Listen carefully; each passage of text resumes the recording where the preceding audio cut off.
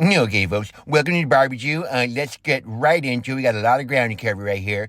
That right there, that's dino ribs, and that's about 5.7 pounds. And what we're going to do here is we're going to take our wood-stop boning knife. I'll leave a link for you, of course. This is great. We're going to go ahead and remove all the fat on the top of the dino ribs. Now, these dino ribs got a lot of marbling going on. You know, the dino ribs come from the same area of the cow as the brisket does, so there's a lot of marbling there. But unlike brisket, you're going to go ahead and remove this fat because it's just too much fat. Just too much, folks. So we're going to remove the silver skin. We're going to remove the fat. We're going to get these things prepped for the binder. And as you can see, I'm removing everything. I'm being very careful. Don't cut into the meat. You pay a lot of money for these things. You don't want to mess that up. The more meat you pull off, the less meat you're going to have in the end. So now what we're going to do is we're going to flip these things over. Now, on the back side of the dino ribs, that's where the membrane is. But we're going to take the boning knife, the woodstop boning knife, fantastic knife. We're going to go ahead and cut into the membrane along the back of the ribs, top and bottom. We're going to go ahead and do this. Now, what this is going to do is it's going to provide the pullback. It's going to help the meat pull back faster and further, resulting in a plumpier bite. All right, let's talk about binders. Okay, a lot of people use yellow French mustard. Hey, that's great. Not trying to say anything bad about it. But Coco amino, folks, you really want to try this out. It's going to do three things here. Okay, number one, it's going to do the binder part, which is going to help the seasoning stick. Number two, Coco amino is going to act as a meat tenderizer as well. And thirdly, and probably the most important thing I use it for, is because it is going to leave you with some flavor. Okay, so I'm really sorry. I thought I was filming myself doing the seasoning. I pressed record, but it didn't record. And you've seen me do it before, folks. Not a big deal. But the most important thing here is that we use barbecue rub for beef. Now, this stuff is fantastic. Okay, folks, so now after we seasoned it, we put it in the refrigerator, we covered it. And it's been in the refrigerator, I'm going to say about 16 or 17 hours. And what that's going to do is you want to season your meat the night before. Give it a chance to penetrate inside the beef, providing more flavor. Now, look at this barbecue rub. Now, it's different than all the rubs you're going to get on the market. I'm not trying to say anything bad. All that stuff's great. But if you want absolute perfection, then you got to buy some barbecue beef rub. And, of course, you're doing poultry, get the barbecue beef rub for poultry. But this stuff is fantastic. Super amount of flavor. Let's move on. Okay, so now as I do in all my videos, I like to do a cold startup. Now I gotta be honest with you, Camp Chef does not recommend that you do this. But what I'm doing is I'm feeding the fire pot with about 2 minutes worth of pellets. Now that's gonna provide me a lot of smoke when I start this baby up. So let's get these ribs on the top shelf of the Camp Chef. Now, I like to do everything on the top shelf, bottom shelf, that's where the fire comes from. That's where the heat is, the fuel plate down there.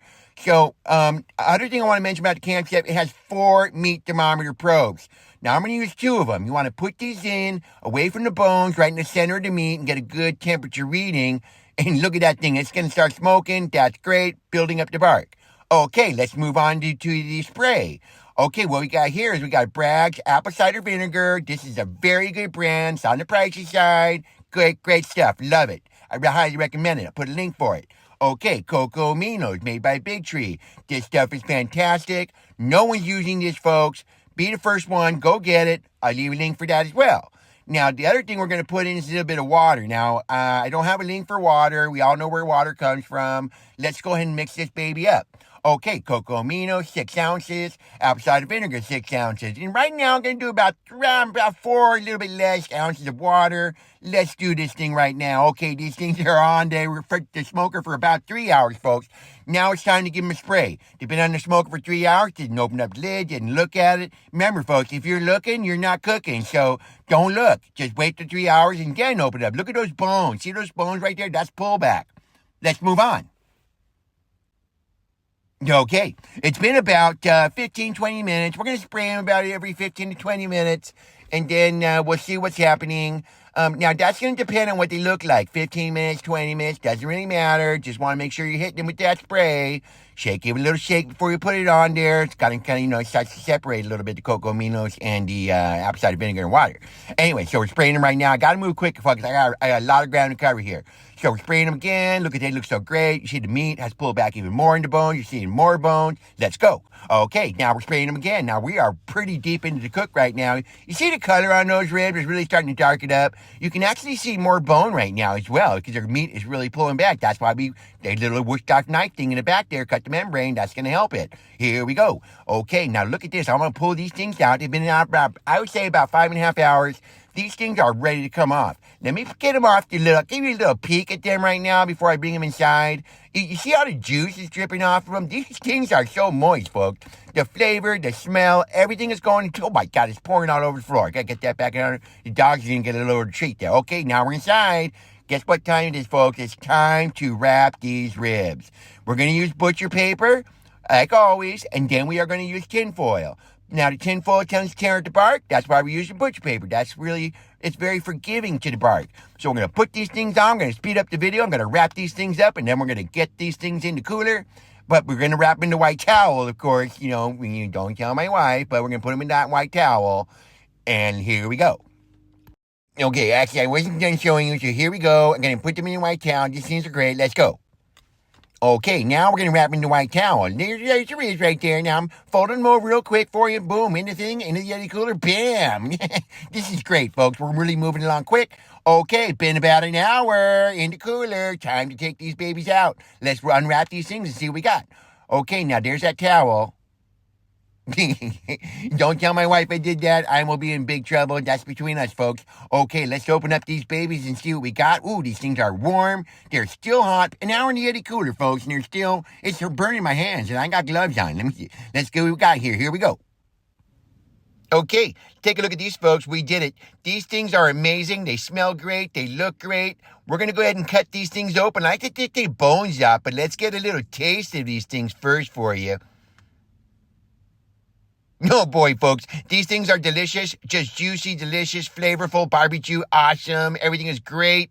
Let's go ahead and carve these things up. I like to take the bones off of these things. I like to pull off the whole dino rib in one giant piece, like to carve it up.